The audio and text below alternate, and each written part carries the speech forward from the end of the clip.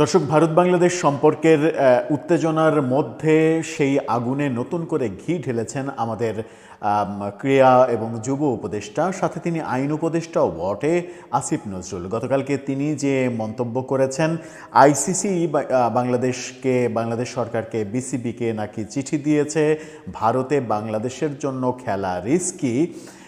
এই খবর দেওয়ার পরে বিশ্বব্যাপী চাঞ্চল্যের সৃষ্টি হয়। বিশ্বের বিভিন্ন গণমাধ্যম থেকে বিভিন্ন ধরনের খবর প্রচার করা হয় এবং আইসিসি ব্যাপারটাকে অস্বীকার করে।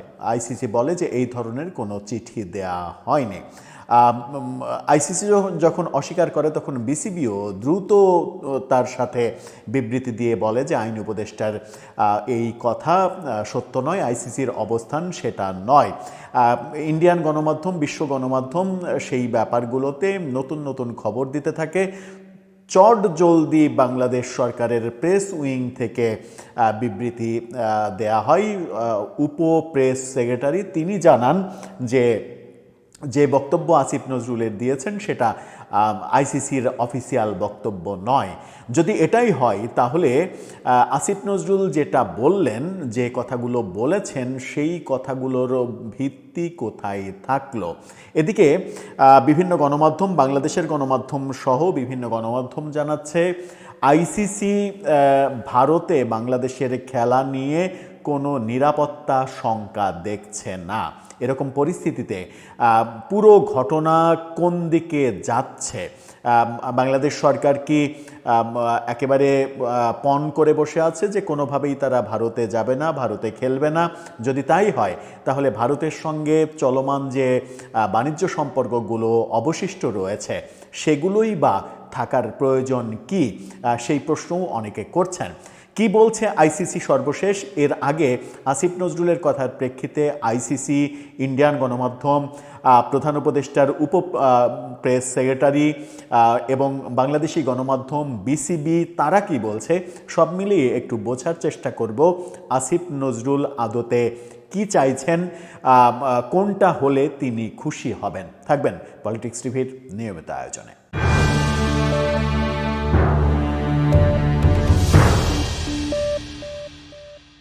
দর্শক, বলছিলাম বাংলাদেশের ক্রিকেটের কথা। বাংলাদেশি ক্রিকেটকে নিয়ে ভারতের সঙ্গে উত্তেজনা আরও বেড়েছে এবং সেই আগুনে নতুন করে ঘি ঢেলেছেন আসিফ নজরুল। আসিফ নজরুলের ওই প্রসঙ্গে পরে আসি। সর্বশেষ যে অবস্থাটা সেটা আপনাদের সঙ্গে শেয়ার করতে চাই। সেটা যেটা জানাচ্ছে গণমাধ্যম, অন্য দেশের গণমাধ্যমের উপরে নির্ভরশীল হতে চাই না আমরা বাংলাদেশের গণমাধ্যমের খবরই দিতে চাই।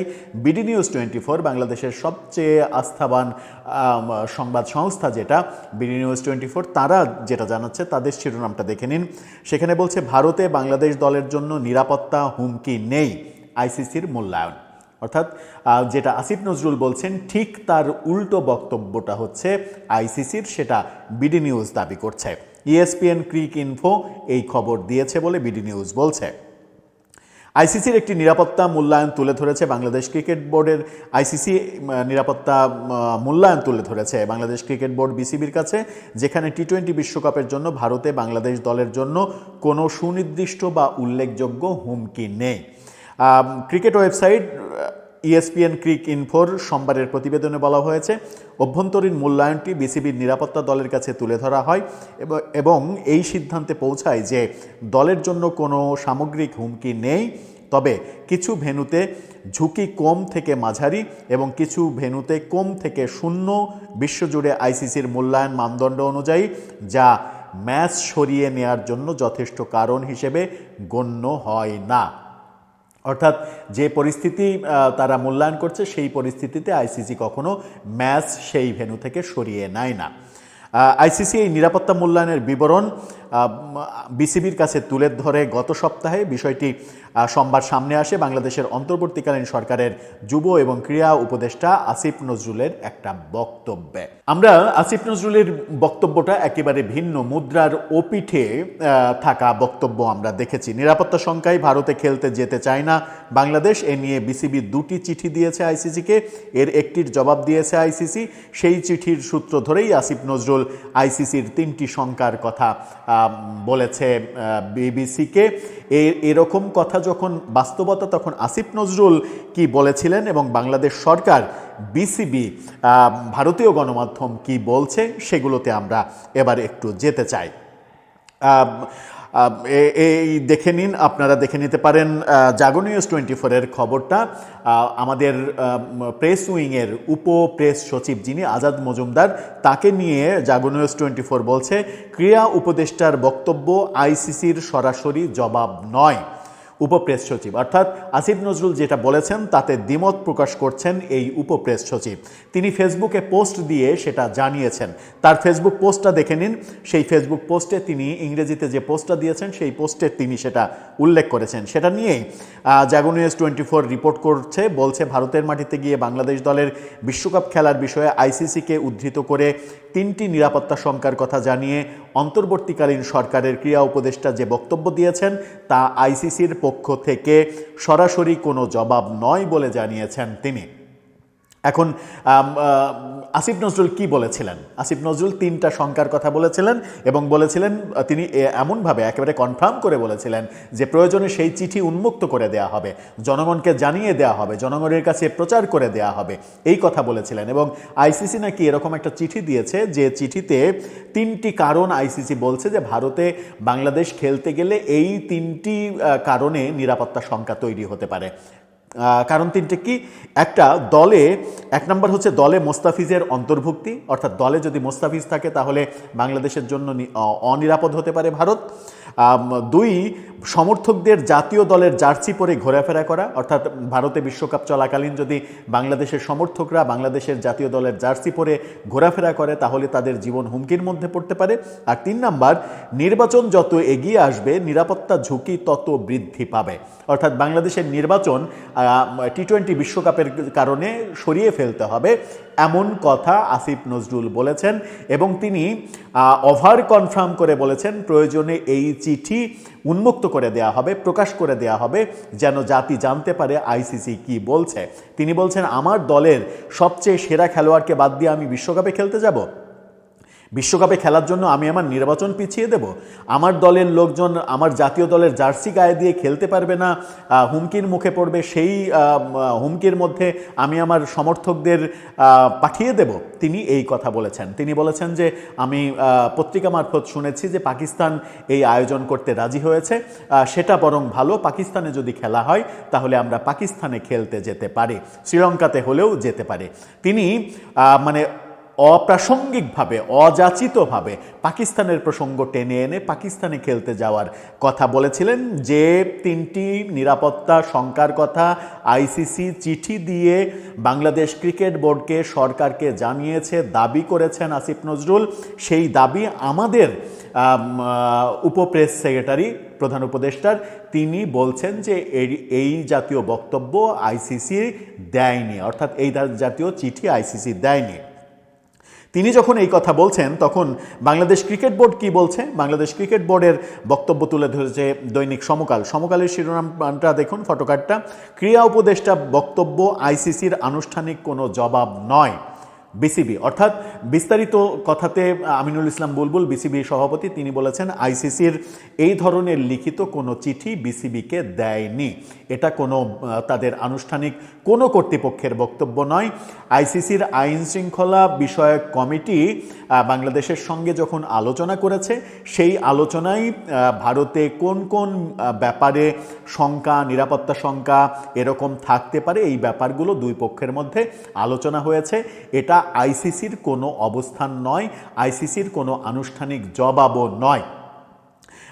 বাংলাদেশের দুই পক্ষ, মানে বাংলাদেশের যে পক্ষ বললে সব থেকে মজবুত হয় বিসিবি, সেই বিসিবি বলেছে, বাংলাদেশ সরকারের উপপ্রেস সেক্রেটারি তিনিও বলছেন। আবার ভারতীয় গণমাধ্যম ইন্ডিয়া টুডে তারা আসিফ নজরুলের ওই বক্তব্যের পরপরই যে শিরোনাম করেছিল সেটা দেখে নিতে পারেন। সেখানে তারা বলছে আইসিসি রিজেক্ট ক্লেম ইট ভ্যালিডেটেড বাংলাদেশের সিকিউরিটি কনসার্ন ইন ইন্ডিয়া। অর্থাৎ আইসিসি আসিফ নজরুলের যে বক্তব্য, নিরাপত্তার যে ব্যাপার, যে বক্তব্য দিয়েছে বাংলাদেশ, সেই বক্তব্য আইসিসি ডিনাই করছে, বলছে আইসিসির বক্তব্য এটা নয়। এই যে আইসিসি নিয়ে ভুলভাল কথা বলা হলো, এবং এই ভুলভাল শব্দটা একটু সম্মানজনক শব্দ। যদি কেউ এটাকে মিথ্যাচার বলে, যেটি ভারতীয় গণমাধ্যম বলছে যে বাংলাদেশ মিথ্যাচার করছে, বাংলাদেশ মিথ্যা কথা বলছে, আসিফ নজরুল আমাদের ক্রীড়া উপদেষ্টা, এই সরকারের মানে প্রধান উপদেষ্টার পরে সব থেকে ক্ষমতাবান উপদেষ্টা হিসেবে তাকে ভাবা হয়, তার মতো একজন পার্সন যদি একটা কথা বলেন, সেটাকে যদি বিভিন্ন মাধ্যম বিভিন্ন পক্ষ থেকে বলা হয় যে তার বক্তব্য সঠিক নয়, তাহলে প্রশ্ন আসে কেন আসিফ নজরুল এই কথাটা বললেন। আদতে কি আমরা চাই না বাংলাদেশ ক্রিকেট খেলুক কিংবা বাংলাদেশের ক্রিকেট বেঁচে থাকুক? সেটা চাই না। সেই কারণেই বোর্ড পরিচালককে দিয়ে তামিম ইকবালকে ভারতের দালাল বলা হচ্ছে। কদিন আগেই এই তো কয়েক বছর আগে বলিউডে একটা গান গেয়ে নিজেকে গর্বিত প্রমাণ করা, ফেসবুক স্ট্যাটাস দেয়া এক বিসিবি পরিচালক হঠাৎ করে মানে তামিমকে ভারতের পারপাস সার্ভ করছে এরকম বক্তব্য দিচ্ছেন, ভারতের দালাল বলছেন।